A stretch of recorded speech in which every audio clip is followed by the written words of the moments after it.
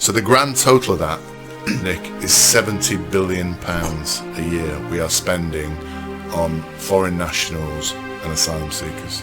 Yep. The cost per working household of supporting these foreign nationals is about £2,500 a year. So without this, we could give every household back £2,500 a year. So this is something we've done before, but I want to go over it again if you don't mind. Yeah. In detail, because I think our viewers need to know what the reality is.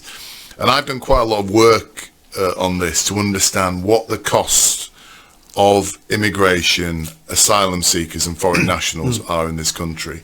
This is work that's been done by, what's the Reform MP called? Rupert Lowe. Rupert Lowe.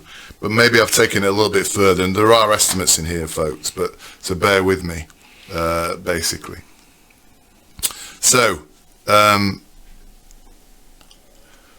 cost of immigration and asylum seekers and foreign nationals in the UK. So, asylum and immigration systems cost us 11.5 billion annually. That's for housing, processing and supporting immigration services, basically. That's a decade of the winter fuel allowance. It's a decade. Tax credits for foreign nationals cost us £5 billion a year. Cost a lot of them on benefits to get tax. Out of work benefits cost us tax credits. They're in work but not earning enough. Correct. So we subsidise their wages. Correct. Yes, that's part of it. Yeah.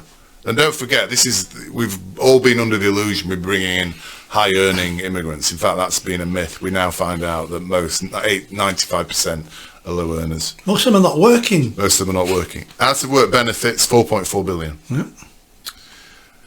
Usage of the NHS. So what I've done here is calculated the number of foreign nationals and worked out what percentage of the NHS they are using on a simple pro rata basis. Yep. Now, there's a caveat to this, because we know because of first cousin marriage, certainly amongst the Pakistani community, a higher proportion of children born in that demographic have severe disabilities. So it's probably likely that they use more than this, but I'm being prudent. There's also a case that most immigrants will be younger, and younger people use the NHS less.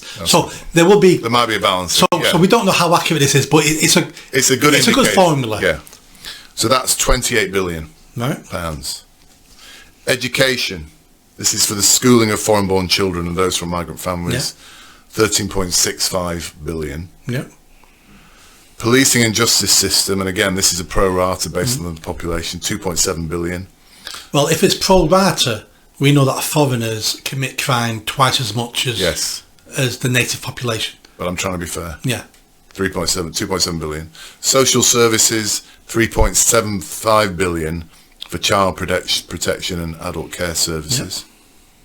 Homelessness support, 240 million for temporary housing and related programs. This is not for asylum seekers who are sitting in their fancy hotels, by the way. Public infrastructure, 1.45 billion. So the grand total of that, Nick, is £70 billion a year we are spending on foreign nationals and asylum seekers. Yep. And the government have the budget a few months ago was the second highest tax raising budget of all time, and that raised 40 billion.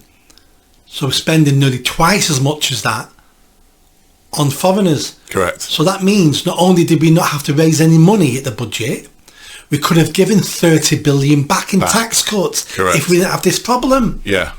So that represents nearly 3% of the UK GDP of 2.7 trillion.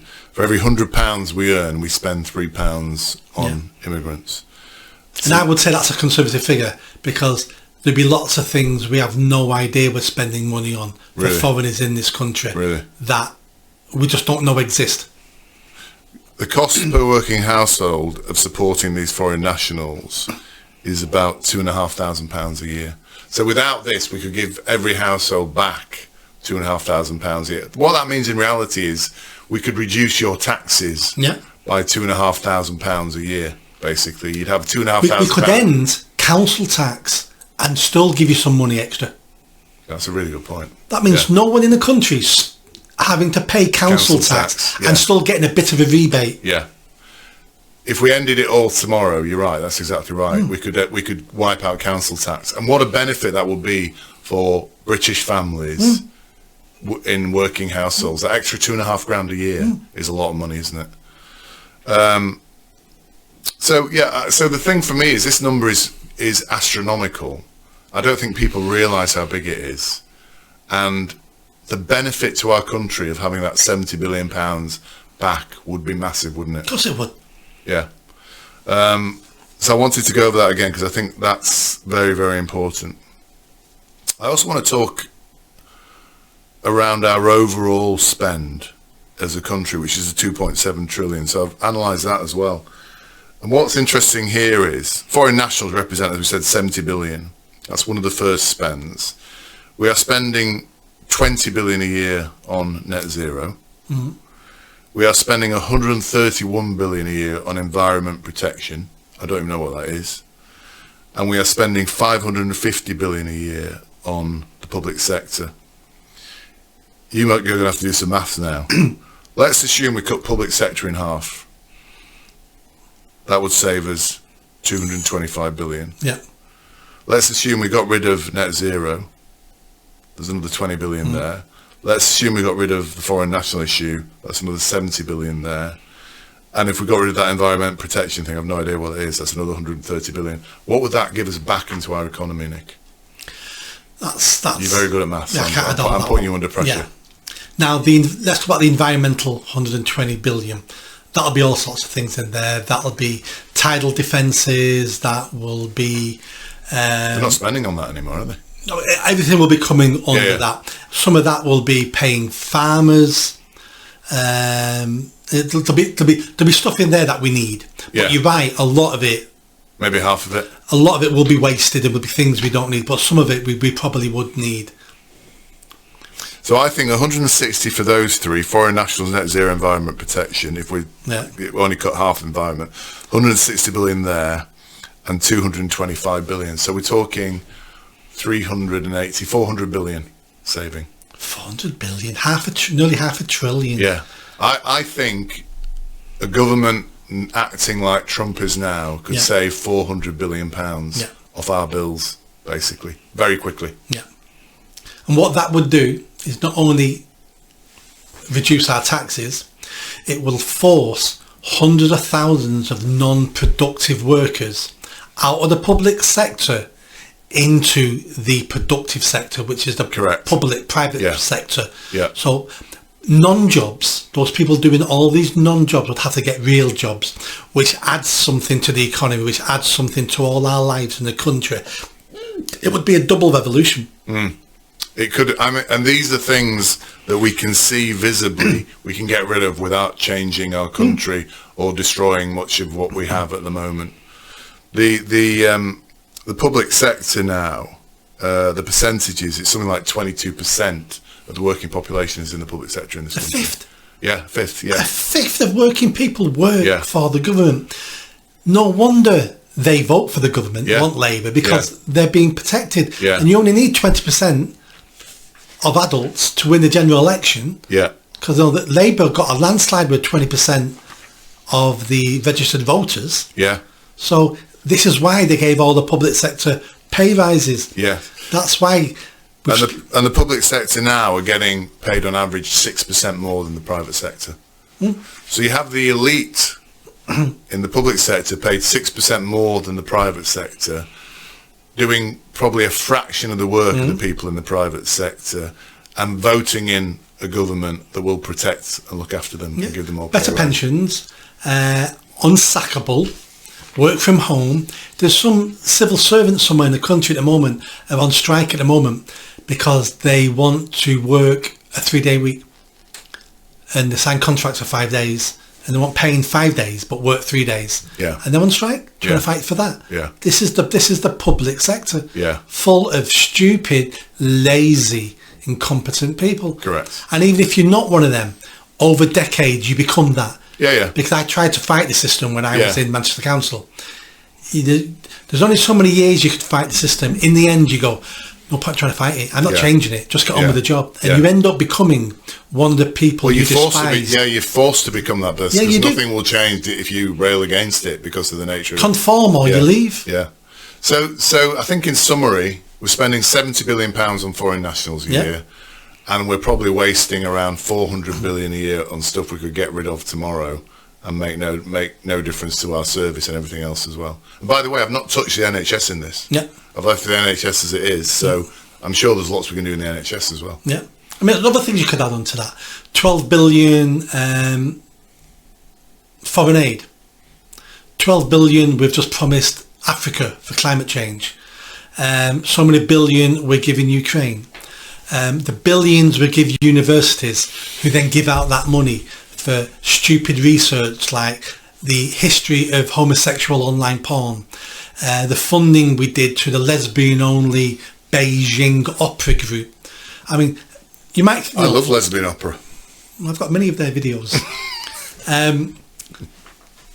All these things add up again, so there's more billions there we could be saving. Oh yeah, There's so much waste. I mean, in those numbers, the analysis just talks about other is 131 billion. So there's stuff being spent, 131 billion, on stuff that's not quite easy to articulate. Yeah, exactly. Yeah, but just think about what we could do with this money, though. If that's right, did we say 400 billion? What could we do to our defence system? What could we do to our security? All those things. You could make people so safe. You could make people warm. You know, look after our citizens. Fix the roads. Fix the bloody roads. Fix the infrastructure. Build new factories for manufacturing and all that sort of stuff. How much could we do with that money? And some of it needs... Start to drill in the North Sea again. Get our oil out. Get the fracking. And get the fracking going. Make us self-sufficient with our energy. £400 billion. We could transform this country. We could, and some of it should be spent in the public sector. I'm not getting an issue with paying people to work for us. Some of them are called police officers. Yeah. Let's have 100,000 extra police officers. Let's get the streets safe. Yeah. So there's lots of things we can spend this money on. Infrastructure, making it easier. Better railway systems.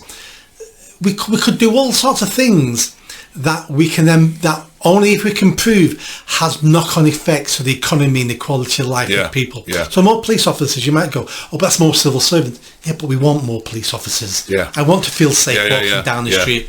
Do we need more train lines? Do we? Well, do you know what? If we connected the north, Liverpool, Manchester, Leeds, Hull, Newcastle, maybe that will create a northern powerhouse, which we're always being told about, and that will create more jobs, better jobs.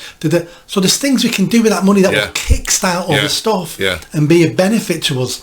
And the things that we can't work out are beneficial, that we don't fund it, and we give the money back to the people because it's their money. Tax cuts. But the reality is the government are lying to us, aren't they? They're saying there's a 40 or 22 billion pound black hole. In fact, if they actually just put their minds to it, there's 400 billion pounds to be had, surplus, that can be put back into this economy. You have to be a brave person to want to go against what's always been done. And we haven't got any brave politicians. So no, a brave politician would come in and go, right, cutting all that, and I'm going to spend all that money here. But they go, all that does need cutting, but it'd be a hell of a fight. It'd be a hell of hard work to cut it. And I'm not up for that sort of fight because it's all about convenience. It's all about the next general election.